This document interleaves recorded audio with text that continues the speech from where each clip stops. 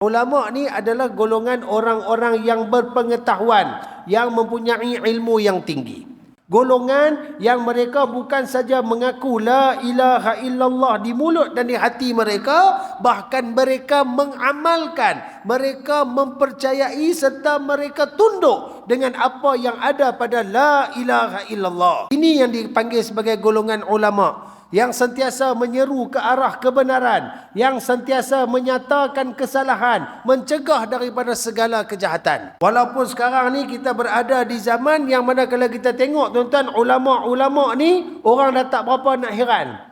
Bahkan orang dah mula benci kepada ulama, orang benci kepada orang-orang ilmu berpengetahuan. Orang dah tak minat dah duduk sembang-sembang bab hukum hakam agama. Saya tuan-tuan sampailah saya tak boleh terima tuan-tuan apa yang berlaku kepada Tuan Mufti apabila dia menyatakan salah satu daripada perayaan Jepun yang nak diadakan di Malaysia sebagai perayaan yang mesti dijauhi oleh umat Islam yang namanya Bon Odori. Saya tak tahu kat sini berapa kali dah saya nak sebut benda tu. Dan kita tengok bagaimana Mufti bila habaq jauhkan, jangan pi sebab itu melibatkan keagamaan selain daripada penyembah Allah. Takut bila kita join sama, kita redha dengan mereka. Bila kita ikut apa yang orang buat dalam keagamaan orang lain, automatik terlucut keagamaan kita di bawah Allah. Automatik terkeluar kita daripada Islam. Mufti dimaki hamun. Assalamualaikum warahmatullahi ta'ala wabarakatuh. A'udzu billahi minasyaitonir rajim. Bismillahirrahmanirrahim. Alhamdulillahi rabbil alamin. Wassalatu wassalamu ala sayyidina wa maulana Muhammadin asyrafil mursalin wa ala alihi wa sahbihi ajma'in. Subhanaka la ilma lana illa ma 'allamtana innaka antal alimul hakim. Qala rabbi shrah li sadri wa yassir li amri wahlul 'uqdatam min lisani yafqahu qawli. Allahumma la sahla illa ma ja'altahu sahla. Rabbana 'alaika tawakkalna wa ilaika anabna wa ilaikal masir. Allahumma ij'alna min ahli syafa'ati wa ummati sayyidina Muhammadin sallallahu alaihi wasallam. Amma ba'du. Alhamdulillah saudaraku hadirin rahmati Allah Subhanahu wa taala. Kita buka pertemuan kita pada malam ini dengan sama-sama kita hadiahkan bacaan suratul Fatihah kepada junjungan besar baginda Rasul sallallahu alaihi wasallam, kepada kaum kerabat baginda, isteri-isteri baginda, para sahabat baginda, para alim ulama, para pejuang Islam, kepada kedua ibu bapa kita sama ada yang masih hidup atau yang telah meninggal dunia, juga kepada pengarang kita Al-Kabair Asy-Syaikh Al-Dhahabi dan juga panel penterjemah Al-Fatihah. أعوذ بالله من الشيطان الرجيم بسم الله الرحمن الرحيم الحمد لله رب العالمين الرحمن الرحيم مالك يوم الدين إياك نعبد وإياك نستعين اهدنا الصراط المستقيم صراط الذين أنعمت عليهم غير المغضوب عليهم ولا الضالين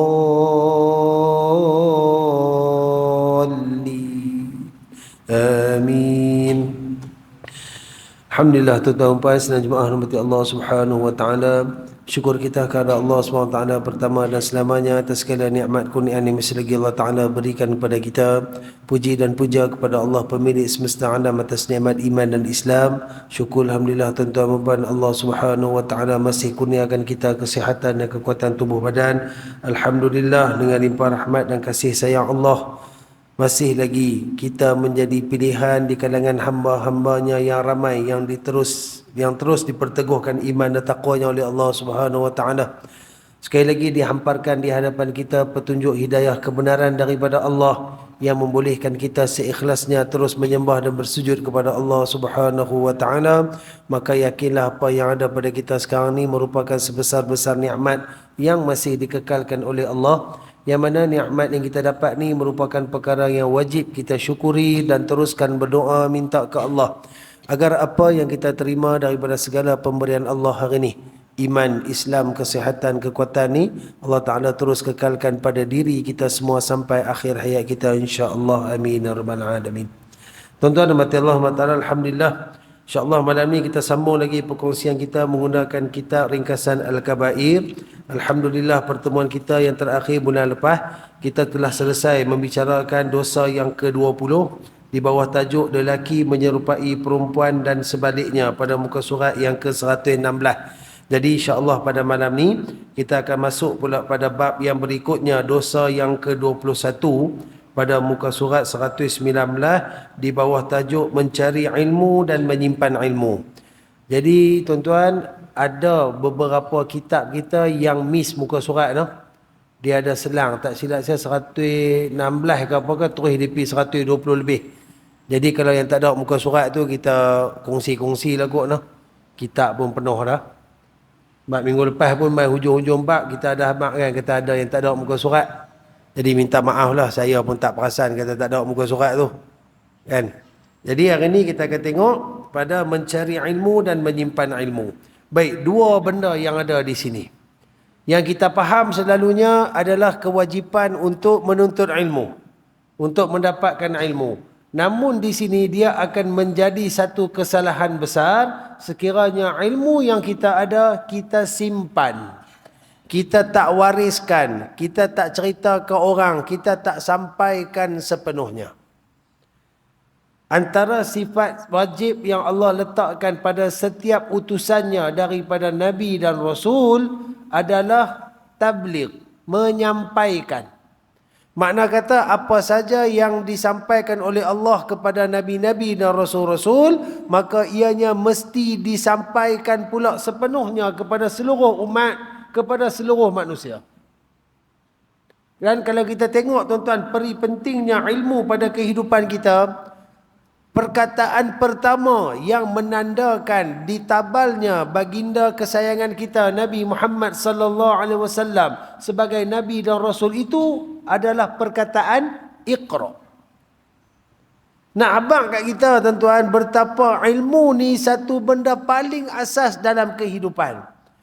Kita nak buat kebaikan mesti ada ilmu.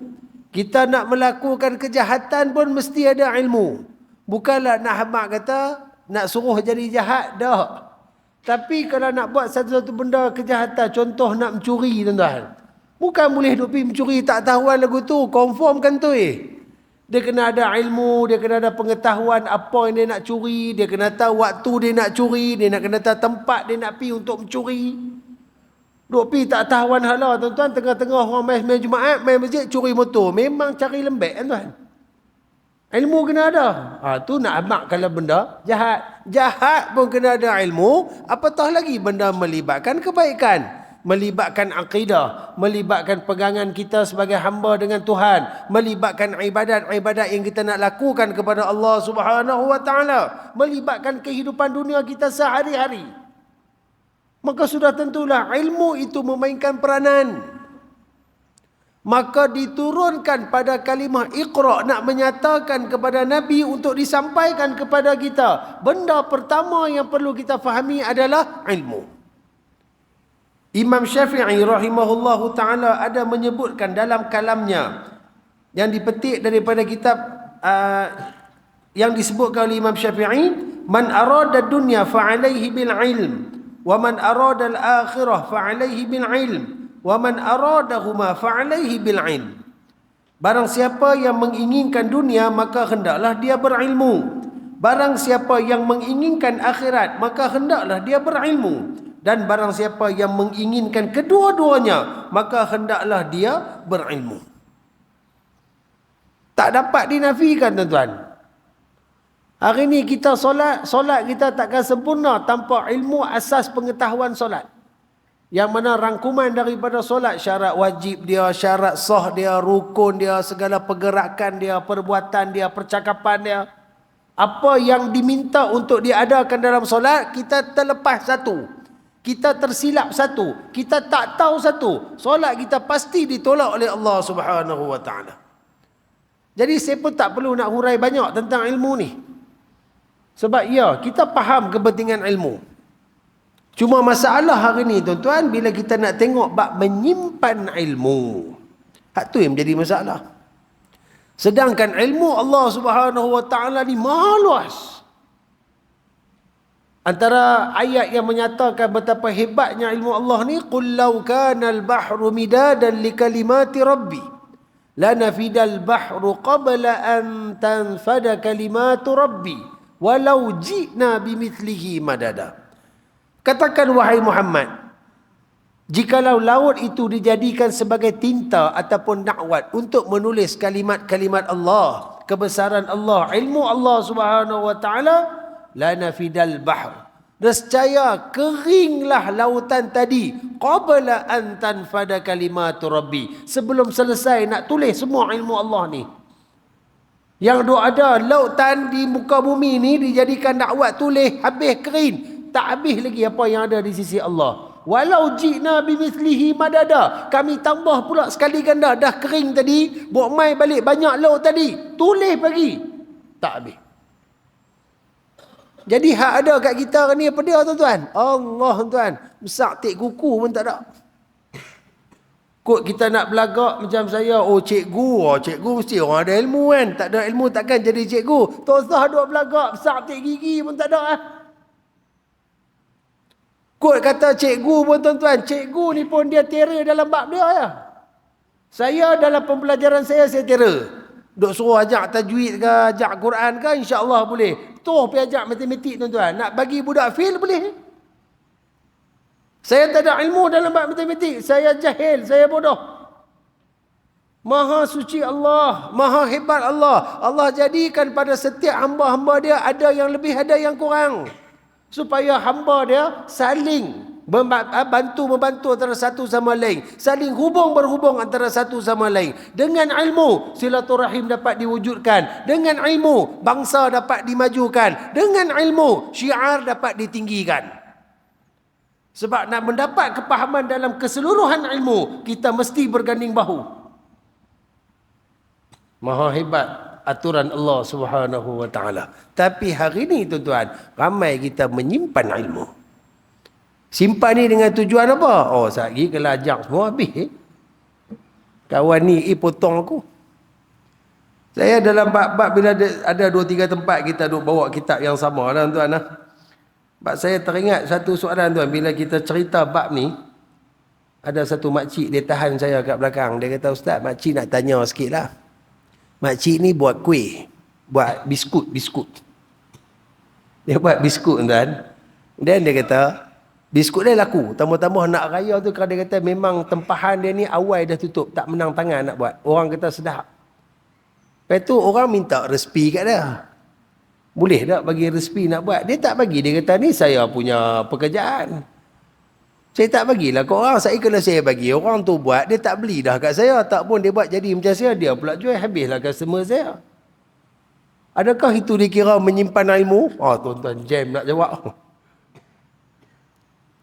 Satu benda yang bawa manfaat, yang bawa kebaikan, tak kira lah itu kebaikan itu dia bawa sampai ke akhirat atau kebaikan itu dia sekadar berada di dunia. Tapi benda tu mampu memberikan keseronokan, mampu memberikan kebahagiaan. Itu adalah ilmu yang baik. Dan bila kita ada ilmu ni tuan-tuan, kita diminta untuk menyampaikan. Maka kita nak jawab kat makcik ni pun lembut lah. Kena kata, kalau ikut faham ni, kena bagi tahulah. Bak rezeki jangan takut. Ikhlas kerana Allah, Allah jaga rezeki kita. Kita niat apa yang kita bagi ni satu daripada kebaikan. Orang buat kuih tu bila jadi sedap, family dia semua seronok, semua orang makan, makcik dapat pahala. Kita kait pula Nabi sebut, antara perkara yang akan menjalankan pahala walau dah mati, ilmin yuntafa'u bih. Ilmu bermanfaat yang kita tinggalkan. Yang kita wariskan kepada orang lain sewaktu kita hidup. Waktu kita mati, ilmu tu masih digunakan orang. Maka pahala akan berjalan. Bagi ayat gutu, kira senyumlah sikit makcik kan. Hari kita silap jawab, dia kelak pula.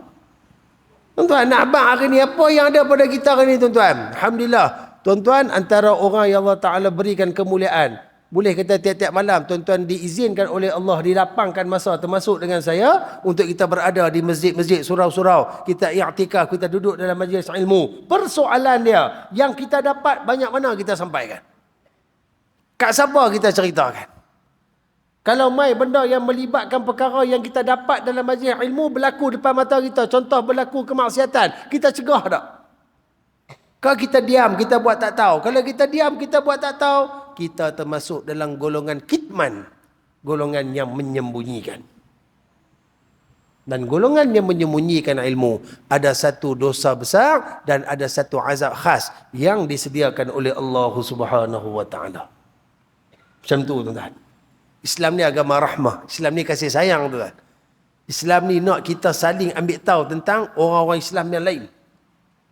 Islam menyuruh kita menyampaikan akhlak dan adab, menyampaikan kebaikan, menyeru kepada kesejahteraan, mencegah kepada kejahatan dan kemungkaran. Sebab tu ilmu tu menjadi asas yang paling utama. Baik, kita tengok pada kitab kita.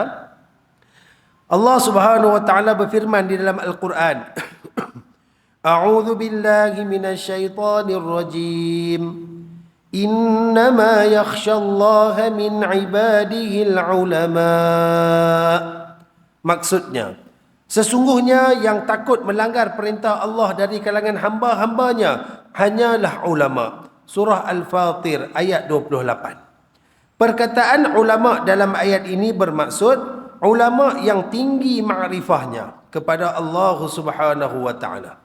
Berkata Ibnu Abbas radhiyallahu anhuma, maksud ayat tersebut ialah sesungguhnya orang yang takut kepadaku di kalangan makhlukku adalah mereka yang mengerti tentang kekuatan, kemuliaan dan kehebatanku.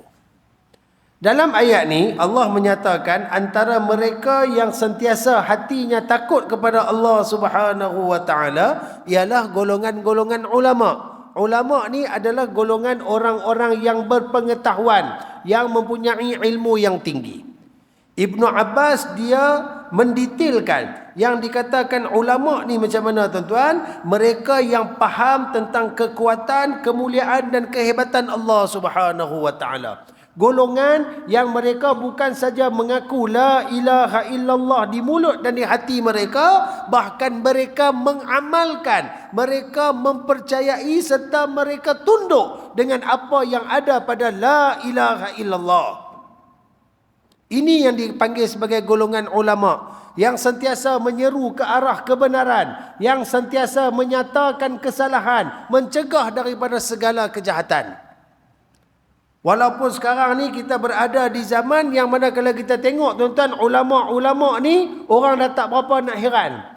Bahkan orang dah mula benci kepada ulama, orang benci kepada orang-orang ilmu berpengetahuan. Orang dah tak minat dah duduk sembang-sembang bab hukum hakam agama. Kan?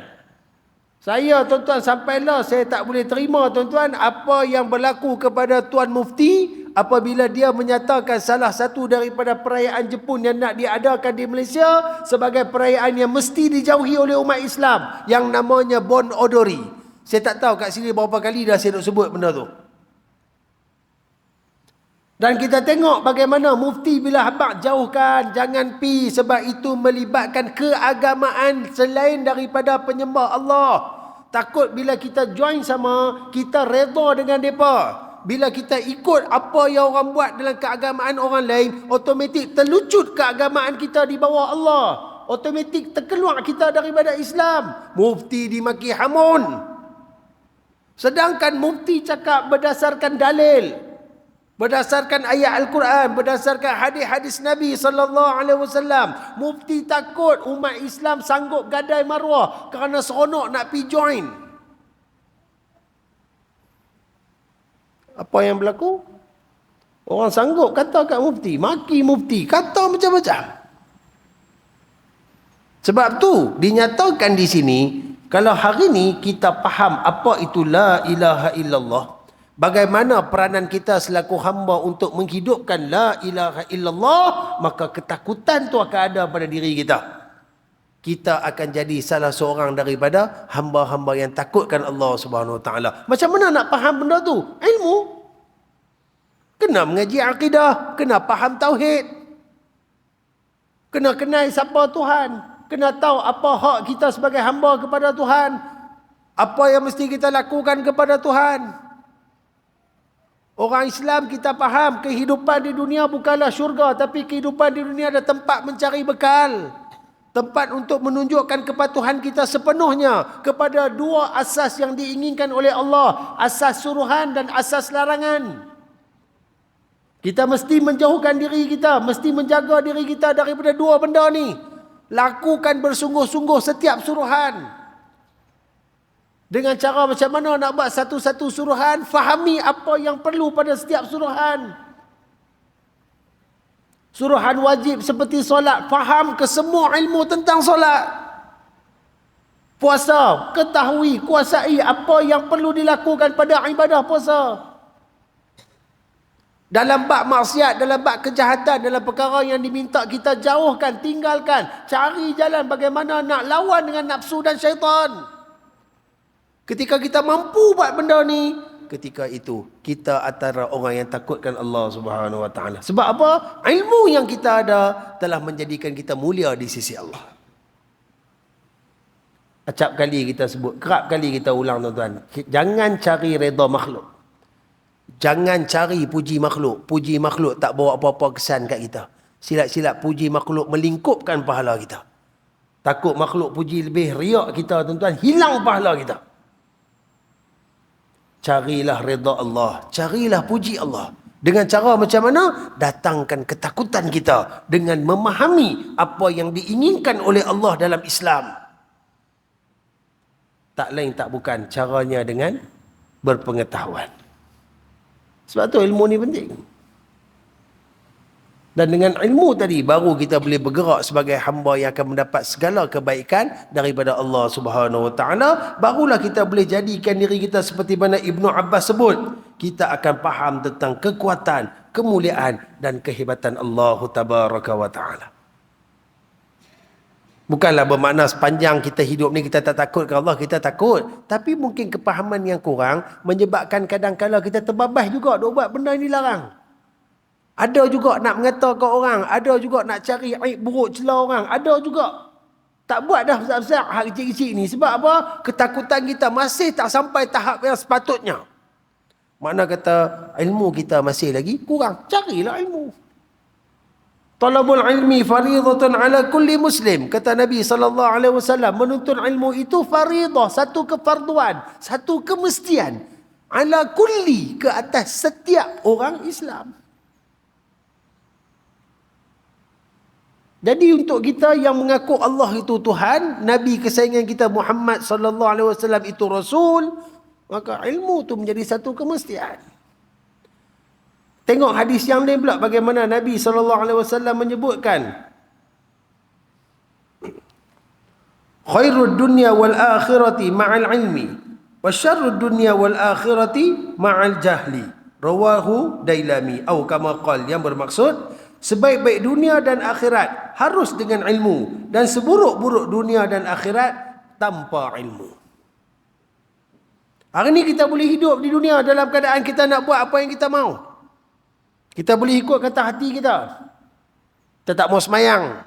Kita nak keluar dengan keadaan kita pakai pakaian yang kita inginkan. Tak kira lah menjolok mata ke, nampak aurat ke. Kita nak makan apa yang kita nak makan, ikut suka kita. Tak kisah siapa yang masak pun. Tak kisah dia ada halal ke tak. Kita nak kerja dengan cara macam mana pun. Nak scam orang ke, nak tipu orang ke, nak amalkan riba ke apa ke. Kita boleh buat. Terpulang kepada kita. Tapi kalau kita buat benda-benda yang macam tu, maka apa yang kita faham daripada sebutan Nabi, kita mencari seburuk-buruk kehidupan dunia dan akhirat. Sedangkan ilmu tu nak membantu kita, nak membawa kita untuk mendapat sebaik-baik kehidupan dunia dan akhirat. Kalau tuan-tuan tengok sekarang ni tuan-tuan, kita ada satu masalah yang agak meruncing. Ini bukanlah kata apa pun berdasarkan pemerhatian dan kajian saya. Yalah duk tengok sembang-sembang kawan-kawan kan. Kan anak-anak kita kan, daripada ada yang 2-3 tahun tak pergi sekolah itu ni. Kan? Apa? Lockdown. Kemudian sekolah buka balik macam biasa tuan-tuan. Nampak sebelum lockdown dengan selepas lockdown ada perbezaan yang banyak. Nampak hari ni ramai anak-anak kita pun dah tak berapa heran dah dengan ilmu sangat. Pergi sekolah pun kalau kata pergi rasa nak belajar, dia rasa nak lena, dia rasa nak main, dia main. Bila buat periksa result fail ke apa ke, dia tak berasa benda tu satu ketakutan. Padahal nak periksa apa, tanya esok exam apa, tak tahu. Esok exam apa pun tak tahu. Kita pula nak kena habis abang ada apa esok exam apa. Benda ni bukan berlaku di satu tempat, tuan-tuan. Hampir di setiap tempat. Ditambah pula dengan anak-anak muda sekarang ni, mereka ni masing-masing pakai ada handset kat tangan, duk tengok influencer, duk tengok tiktokers, duk tengok insta famous, dah tak minat dah nak belajar. Mai pula ada 2-3 makhluk hak duk bagi motivasi, bukan motivasi menjahanamkan. SPM fail pun tak apa. Kita ada cara untuk kaya. Duk kira hidup nak kaya. Anak-anak muda dengar nak kaya, tuan melompat tuan. Kira nak duit lah. Tak faham erti kehidupan tu, nak dapatkan redha Allah, nak beribadat kepada Allah, tak nampak. Duk kira nak cari kemewahan kehidupan dunia. Ilmu tak heran, sekolah tak heran. Takut kan? Benda tu semakin serius. Dan kalau kita tengok majoriti sekarang orang nak masuk bina agama pun dah tak ramai dah, tuan-tuan. Tengok statistik orang yang nak pergi belajar sambung ambil bahagian agama ni. Dah tak ramai, tuan, makin berkurangan. Statistik semakin jatuh. Tak tahulah apa punca. Kalau makin kurang orang mengaji agama ni, tuan, siapa nak jaga cucu-cucu kita nanti? 30 tahun, 40 tahun, siapa nak tolong jaga, nak bela agama kita nanti ni, tuan? Sebab tu ilmu tu perlu diberi penekanan daripada awal. Nak datangkan supaya kita ni antara orang yang takutkan kepada Allah, mesti kena ada dengan pengetahuan yang tinggi. Bukan nak tunjuk ke orang kata kita berilmu, kita pandai, kita ada doktor, kita ada PhD, saya ada sijil, saya ada pengiktirafan. Hak tu mah tak ada apa, tuan. Imam-imam besar dulu tak pernah ada pengiktirafan pun, tak ada sijil apa pun. Tapi ikhlasnya mereka dalam mencari dan menyampaikan ilmu yang mereka ada, Allah kekalkan hasil-hasil mereka sampai ke hari ini. Beratus tahun dah imam-imam besar meninggal. Tapi bagaimana ajaran mereka, kitab mereka, semua menjadi ikutan. Yang mana ianya membawa pahala kepada mereka sekarang ni. Kita, pahala apa kita nak bawa? Takkan kita masuk kubur nanti kita pahala berhenti. Macam mana kita nak terlepas daripada azab? Macam mana kita nak menghadap Allah waktu dia hisab kalau keadaan masuk je kubur pahala berhenti? Dosa yang duk tanggung sekarang ni pun berlambat-lambat, tuan. Maka kita lah kena ambil inisiatif untuk tolong diri kita. Tuan-tuan diberi ruang untuk main kuliah-kuliah ni, tuan-tuan. Setiap kali habis kuliah, apa yang tuan-tuan buat dengan benda yang tuan-tuan dapat pada kuliah? Kurang-kurang sampaikan. Nak sampaikan kat siapa? Carilah siapa-siapa pun. Lah ni kita teknologi sangat luas, tuan-tuan. Tuan-tuan nak cerita ke orang boleh. Tuan-tuan nak buat dalam bentuk satu ayat, hantar ke WhatsApp boleh. Nak hantar ke Facebook boleh. Semua benda kita boleh buat. Sebab menyampaikan ilmu itu sunnah terbesar yang dilaksanakan oleh baginda Nabi SAW. 23 tahun yang Nabi duk perjuangkan itu adalah perjuangan dakwah dalam bentuk menyampaikan kebenaran. Maka sejauh mana kita ikut sunnah Nabi SAW dalam menyampaikan? Hak ni kita kena tanya balik diri kita. Kurang-kurang ilmu yang kita sampaikan, jadilah tuan-tuan bekal nak bawa pi nanti. Nak mati pun tak lama dah semua kita. Semua akan mati, tuan. Kena ingatkan selalu bab mati. Biar kita bersedia dengan amalan-amalan yang bila kita mati nanti pahala duk jalan. Duk dalam kubur, tuan, kuih cerah. Duk dalam kubur, kuih lapang. Duk dalam kubur, kuih seronok. Duk bergelak keras perut. Pahala masuk ya kot segala sudut, tak berhenti-henti. Kena usaha pada lah ni. Jadi bila nak menuntut ilmu tak mudah, tuan. Banyak pengorbanan. Masa, kudrat, wang ringgit, semua tu perlu. Mana ada benda free tuan? Kalau ada benda free, mesti ada something di belakang dia. Guru saya tuan-tuan, Ustaz Siraj, orang guru cemerlang, dia ada kata, ingat saja pok-pok tu buat YouTube free. Tuan-tuan ingat YouTube tu kan orang kata free. Tuan-tuan ingat saja YouTube tu free. TikTok tu free. Mereka ada agenda.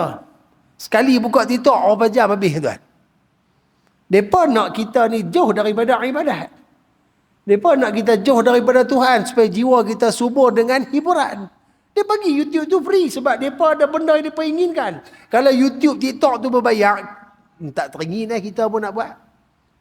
Orang kita pula dengan bayar boleh gaduh. Benda free cukup mau. Tak saja dia bagi free. Ada sebab tuan-tuan. Ada tujuan. Mereka menggunakan ilmu mereka untuk mencari jalan, menjauhkan umat Islam daripada agama dia. Dan mereka berjaya. Ilmu. Bukan senang nak boleh buat YouTube tu. Tu ingat terus-terus jadi ke tu. Tak ada dan. Sambil-sambil menjana untungan, mereka mendapat hadaf utama mereka untuk menjauhkan umat Islam daripada agama dia. Maka hari ni kita lah kena ada ilmu tuan-tuan. Untuk nak bangunkan balik Islam. Nak tinggikan balik kemuliaan agama kita. Baik. Berkata Mujahid dan Sya'bi, orang yang alim itu ialah orang yang sangat takut kepada Allah Subhanahu wa taala.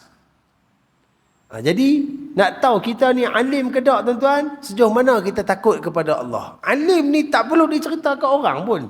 Tak perlu orang sebut kita alim. Tak. Kita ni bila makin takut kepada Allah, kita akan cari jalan untuk menambahkan lagi hubungan kita dengan Allah. Mendekatkan lagi diri kita dengan Allah Subhanahu wa taala. Itu ciri orang alim tuan-tuan. Dia takkan membiarkan masa-masa yang diberikan oleh Allah macam tu saja berlalu kat dia. Dia akan manfaatkan setiap masa yang ada pada diri dia untuk dia mendapatkan kedudukan yang istimewa di sisi Allah Subhanahu wa taala. Dan Allah Ta'ala juga menyebutkan dalam Al-Quran tuan-tuan, bagaimana Allah Ta'ala akan memberikan kemuliaan kepada orang yang ada ilmu pengetahuan. Ini dijanjikan oleh Allah. Yarfa'illahu alladhina amanu minkum walladhina utul ilma darajat. Pada ayat ni dua golongan yang akan dinaikkan darjat Allah. Ditinggikan kedudukan oleh Allah. Pertama, alladhina amanu minkum. Orang yang beriman di kalangan kamu. Macam mana kita nak beriman kalau kita tak kenal Allah? Macam mana kita nak laksanakan suruhan kalau kita tak tahu bagaimana nak melakukan? Mana kata mesti dengan ilmu. Dan dengan ilmu yang banyak tadi. Golongan kedua. Walladzina utul ilma. Orang yang diberikan pengetahuan. Yang mana dia amalkan pengetahuan yang ada pada diri dia. Allah sebut akan diangkat beberapa darjat. Allah sebut darajat. Darajat ni maksud dia lebih daripada 3. Banyak. Tak mustahil Allah boleh letakkan kita setinggi-tinggi darjat. Sampai tahap kita boleh duduk dengan Nabi-Nabi dan Rasul-Rasul di syurga Allah Subhanahu wa ta'ala. Itu hak Allah. Kalau kita buat apa Allah mahu, Allah boleh bagi lebih daripada tu tuan-tuan. Sedangkan satu hamba yang puluh-puluh tahun melakukan maksiat kepada Allah, sekali dia lahir penyesalan, dia istighfar, dia mohon ampun kepada Allah, Allah boleh hapuskan seluruh dosa dia. Apatah lagi kepada hamba yang sepanjang hidup mengabdikan diri kepada dia. Takkan dia nak biar?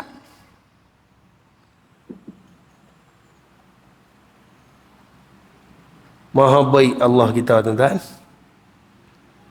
Maka kitalah perlu tunjukkan pengorbanan. Dunia ni tempat berkorban tuan-tuan. Tempat berkorban. Tempat berpenat. Penat kita pun tak lama tuan. 60-70 tahun dah. Boleh dapat 80 tahun tu kira isra banyak. 90 tahun tak mau lah kot.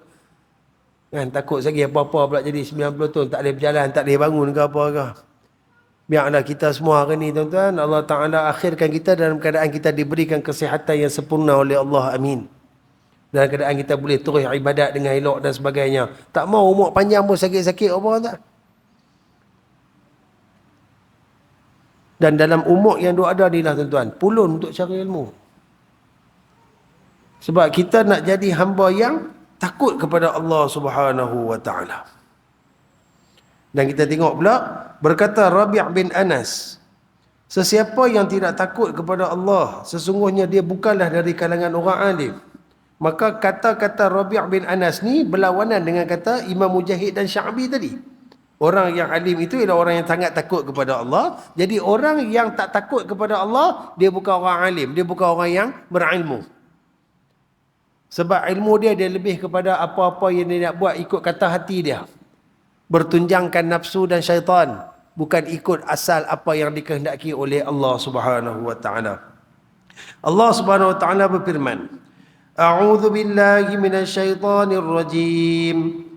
Innal ladzina yaktumuna ma anzalna minal bayyinati wal huda min ba'di ma bayyanahu lin-nas من بعد ما بيناه للناس في الكتاب أولئك يلعنهم الله ويلعنهم اللاعنون. Maksud ayat, sesungguhnya orang-orang yang menyembunyikan apa yang telah kami turunkan dari keterangan-keterangan dan petunjuk hidayah sesudah kami menerangkannya kepada manusia di dalam kitab suci, mereka itu dilaknat oleh Allah dan dilaknat oleh sekalian makhluk. Surah Al-Baqarah ayat 159. Kalau hari ini kita masih lagi menjadi orang yang ada pengetahuan tapi tak menggunakan pengetahuan tersebut, sekadar tahu tapi tak kisah untuk nak buat ataupun tidak, tahu tapi tak mau cerita ke orang, tak mau sampaikan ke orang, takut satgi kalau aku ajak orang ni, satgi tak ada apa lagi dia potong aku, dia terror daripada aku.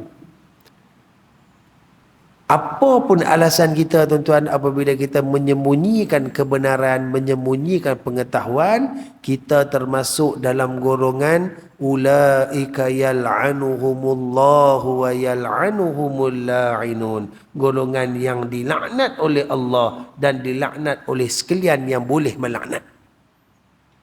Dilaknat malaikat-malaikat Allah, dilaknat oleh seluruh hamba-hamba Allah yang lain.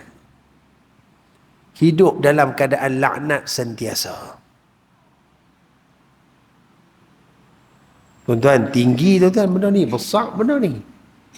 Hidup dalam laknat tuan-tuan, sia-sialah hidup kita tuan-tuan. Tak ada guna kalau kita hidup Allah Ta'ala laknat kita.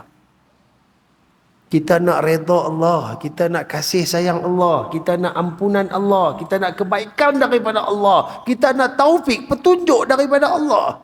Tapi yang kita dapat adalah kebencian daripada Allah, kemurkaan, kemarahan daripada Allah. Allah tak heran kat kita, Allah tak pandang langsung kat kita, Allah tak bagi apa yang kita mahu.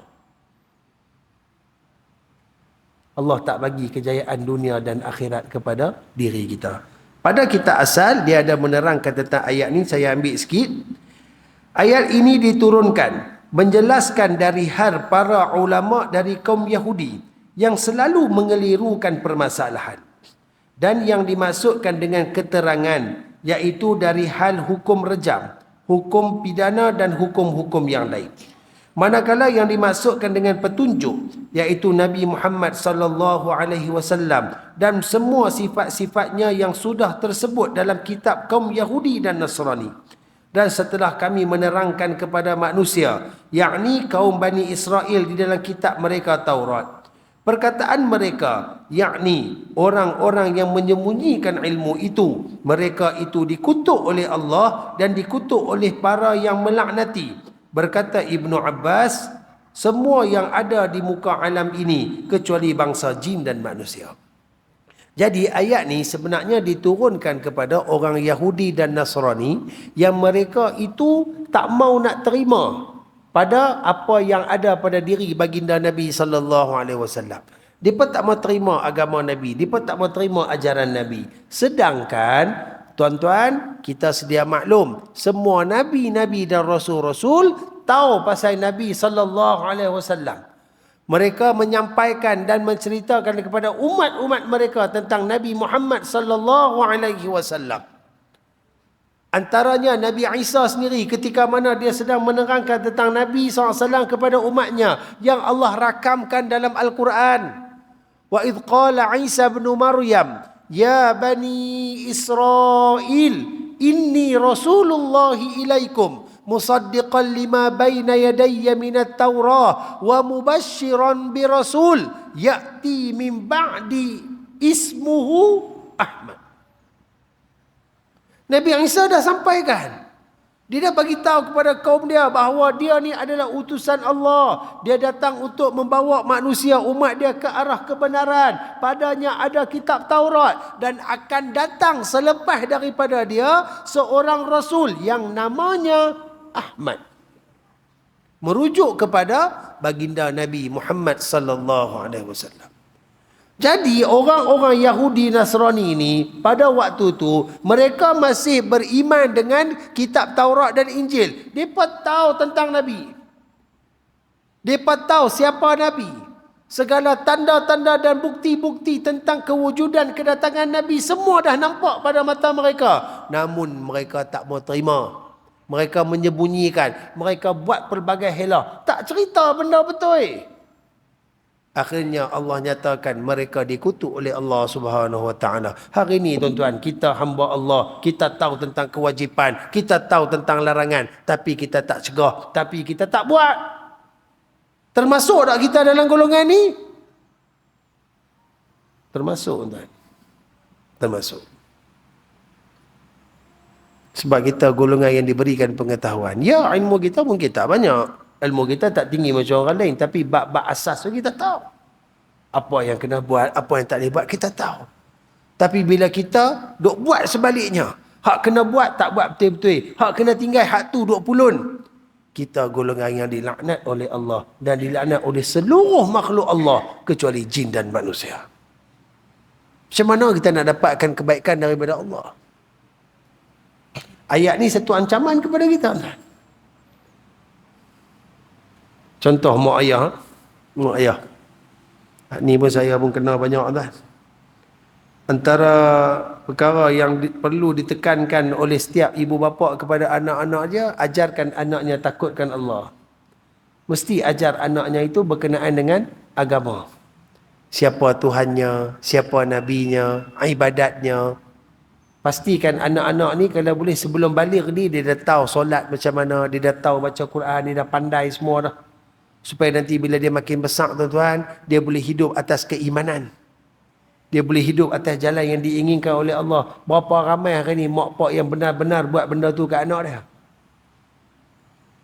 Ayah-ayah, berapa ramai ayah yang ajak anak dia sendiri mandi wajib. Tak minta ajak solat, nak tanya bab ajak mandi wajib. Berapa ramai ayah-ayah yang dia sendiri ajak anak lelaki dia mandi wajib.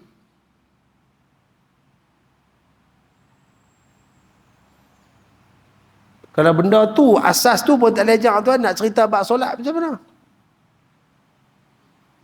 Nak cerita bab baca Quran macam mana? Semua kita hari ni harap orang hantar pergi sekolah agama, okey tak apa, hampa pandai-pandai lah buat anakku, bagi anakku elok sudah. Sekali anak tak boleh mengaji, duk zat pergi serang. Apa buat apa, aku bayar kat hampa, apa anak aku tak boleh nak mengaji lagi. Itu bukan kerja ustaz. Itu bukan kerja cikgu, itu kerja mak pak.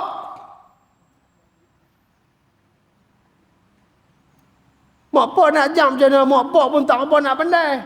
Mak pak mengaji pun mak pak sembahyang pun ikut dan. Rasa nak sembahyang, sembahyang. Rasa tak mau sembahyang, tak sembahyang. Saya tak tuju kat siapa-siapa kan. Saya tuju pada diri saya. Kita pun tak sempurna. Macam mana kita nak didik anak bagi sempurna? Akhirnya anak kita akan membesar sebagai orang yang tak heran dengan kebaikan. Dia akan ikut persekitaran. Persekitaran yang penuh dengan hiburan, penuh dengan keseronokan. Anak baru masuk sekolah tuan-tuan, darjah 1 baru pergi berapa bulan, balik mai duk minta handset dah. Siapa kawan-kawan lain ada handset? Darjah 1 minta handset. Nak nombor sendiri. Amboi. Tu pun ada mak pak beli.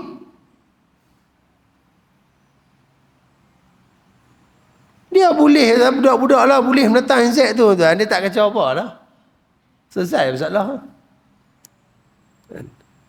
Dulu kita ni tuan-tuan, kecil-kecil ni mak pak kita bawa pergi makan kedai jenuh malu mak pak. Pasal apa? Pakai hinyak habis. Nangis lah apalah. Lah senang nak bagi anak diam tahu nak tuan. Suara handset depan dia, senyap anak tu 2 jam dah dia diam. Tapi apa kesan dia? Itu kita tak nampak kan? Sebab tu tuan-tuan, ilmu ni benda yang paling asas. Macam mana kita nak jadi mak ayah kalau kita tak ada ilmu? Jadi betul tak semua benda kena ada ilmu? Semua benda kena ada ilmu. Dan bila kita ada, wariskan ke orang, sampaikan ke orang, ceritakan ke orang, jangan simpan. Sebab kalau simpan tu tuan-tuan, dia akan bawa satu benda yang buruk pula kepada diri kita. Sikit lagi insya-Allah. Ibnu Mas'ud radhiyallahu anhuma berkata, tidaklah 2 orang Muslim yang bertelagah dan saling melaknat satu dengan yang lain, melainkan Allah Subhanahu Wa Taala akan mengembalikan laknat tersebut kepada Yahudi dan Nasrani, kerana 2 golongan inilah yang telah menyembunyikan kebenaran kerasulan Nabi Muhammad sallallahu alaihi wasallam dan segala sifat kemuliaannya. Tidaklah 2 orang Muslim yang bertelagah dan saling melaknat, melainkan Allah mengembalikan laknat tersebut kepada Yahudi dan Nasrani. Sebab apa tuan-tuan? Kalau kita faham, Islam ni larang kita bertelagah, larang kita bergaduh, larang kita melaknat, mengata yang buruk kepada orang, kecuali benda tu membawa mudarat. Kita tak boleh nak cerita buruk pada orang, melainkan benda tu dia akan bawa masalah pada agama. Contoh ajaran sesat. Ada ajaran sesat yang duduk dalam masyarakat kita, kalau kita tak cerita, orang tak tahu, takut orang akan terpesong daripada ajaran sebenar. Hak tu kita boleh sampaikan. Itu pun dengan cara kita tidak melaknat dia. Dengan cara kita cari jalan untuk betulkan, bawa dia balik ke jalan yang benar. Bukan kata mengikut sedap tuan. Hari ni tuan-tuan, seluruh Malaysia kata kat GISB, apa yang kita buat dalam nak menyelamatkan mereka? Kita dah tengok fatwa-fatwa sebelum ni tuan-tuan, daripada awal GISB, daripada Al-Arqam dulu. Setiap negeri ada fatwa menyatakan benda ni tak betul. Apa tindakan kita untuk betulkan mereka? Dah, yang kita buat apa dia? Kata. Duk perli pula mereka. Duk nyanyi pula lagu yang mereka nyanyi. Sebagai satu penghinaan kepada mereka. Apa pertolongan yang kita bagi kat mereka? Kalau kita kata mereka sesat, apa yang kita bantu mereka? Nampak sangat ilmu kita ni sangat-sangat rendah tuan. Kita kira kata ke orang, kutuk orang, hina orang, keji orang. Hak tu kita berilmu. Hak tu kita pandai. Ayat-ayat nak susun, nak buat, nak kata ke orang ni kita cukup terror. Ya, apa yang kita buat dalam nak membetulkan masyarakat? Ilmu kita pun kurang tuan. Ilmu saya, ilmu tuan-tuan kita sama tuan. Tu pun dah ada hari ni orang yang gatai duk pergi kata pula ke orang alim. Duk abang imam ni tak betul, duk abang buku ni sesat. Allah, mudah-mudah duk main cakap macam tu. Duk abang pula amalan-amalan banyak orang lain ni buat tak betul. Kalau tak betul, kita kena abang tak betul. Tapi benda yang dalam perbincangan, benda yang khilaf, kita tak boleh abang benda khilaf tu salah. Paksa orang untuk ikut ajaran dia. Oh, tu semua ni mah benda yang sekarang ni sedang berlaku dalam masyarakat. Kalau kita ni tak ada ilmu tuan-tuan, oh kita ni jadi tak tahu nak pergi mana. Mai pula orang duk sebutkan Nabi kata nanti akhir zaman umatku akan ada 73 golongan, 72 sesat, satu yang betul. Tuan-tuan tak pernah tertanya-tanya, kita ni duk golongan mana tuan? 72 ke satu? Tuan-tuan berasa tuan-tuan duk tahu mana? Habis tu semua klaim betul. Sebab tu kena ada ilmu tuan.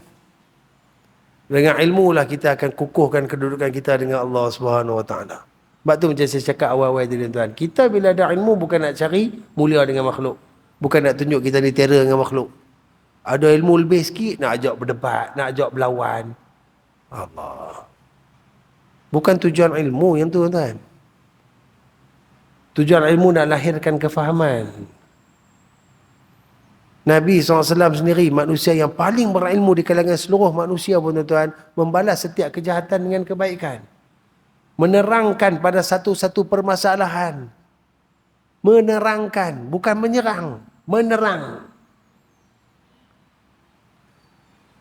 Maka sudah tentu tuan-tuan apa yang kita faham hari ini tuan-tuan, kita jauh sangat ketinggalan dalam berilmu ni. Terutamanya ilmu melibatkan agama kita, akidah kita, ibadat kita. Maka mesti cari jalan untuk menambahkan lagi pengetahuan supaya kita berada di atas landasan yang betul, berada di bawah redha dan rahmat Allah Subhanahu wa taala. Dan mudah-mudahan dengan ilmu tadi dapat kita lakukan sesuatu untuk agama kita, menyebarkan kebaikan. Balighu anni walau ayah, sampaikan kepadaku walaupun satu perkataan, satu ayat. Asalkan benda tu ada kebaikan tuan-tuan, ianya akan menjadi saham. Saham tu tak nampak lagi tuan-tuan, tu yang masalah. Tunggu mati lah, tunggu mati. Nampaklah saham tu. Gedik-gedik minta ke Allah, Rabbirji'un. Ketak-ketak minta ke Allah, Rabbi laula aqartani ila ajalin qarib. Dah masuk kubur dah, minta pergi ke mana pun tak boleh balik Tak betah balik Mudah-mudahan Allah Ta'ala akan terus menyuluhkan kita dengan ilmu yang sebenarnya.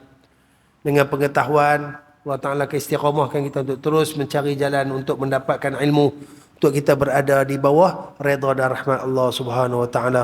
Dan kita mohon kepada Allah agar sentiasa dorongkan kita untuk mendapatkan ilmu yang betul. Bukan ilmu yang sesat, bukan ilmu yang akan menjauhkan kita daripada rahmat dan kasih sayang Allah Subhanahu Wa Taala, insya-Allah. Tuan-tuan dan puan rahmati Allah, saya berhenti setakat ni dulu. Insya-Allah kita akan sambung lagi pada pertemuan yang akan datang. Yang baik itu daripada Allah Subhanahu Wa Taala, yang buruk itu pada kelemahan, kehinaan, kebodohan diri saya. Mohon ampun dan maaf tersalah bahasa, tersilap kata. Tuan-tuan dan puan, kalau ada apa-apa kebaikan yang boleh kita ambil pada pertemuan malam ni, balik lagi pakat cerita, kongsi-kongsi dengan isteri kita, suami kita, anak-anak, rakan-rakan, jiran-jiran. Mudah-mudahan ilmu yang baik bila kita faham, kita sampaikan. Manfaat ilmu akan lebih meluas. Dan bila kita cerita ke orang, ajak ke orang tentang kebaikan, orang amalkan. Selama mana ianya diamalkan, selagi itu kita akan terus diberi saham pahala kebaikan oleh Allah Subhanahu Wa Taala, insya-Allah. Kita tangguh pertemuan kita dengan bacaan kafaratul majlis, surah Al-As dan selawat kepada baginda Nabi sallallahu alaihi wasallam. Subhanakallahumma wa bihamdika ashhadu an la ilaha illa anta astaghfiruka wa atubu ilaik. Bismillahirrahmanirrahim. Wal 'asri innal insana lafi khusr illa alladhina amanu wa 'amilus salihat wa tawasaw bil haqqi wa tawasaw bis sabr. اللهم صل أفضل صلاة على أسعد مخلوقاتك سيدنا محمد وعلى آله وصحبه وسلم عدد معلوماتك ومداد كلماتك كلما ذكرك الذاكرون وغفل عن ذكرك الغافلون. وهذا وبالله التوفيق، والسلام عليكم ورحمة الله تعالى وبركاته. أعوذ بالله من الشيطان الرجيم. بسم الله الرحمن الرحيم.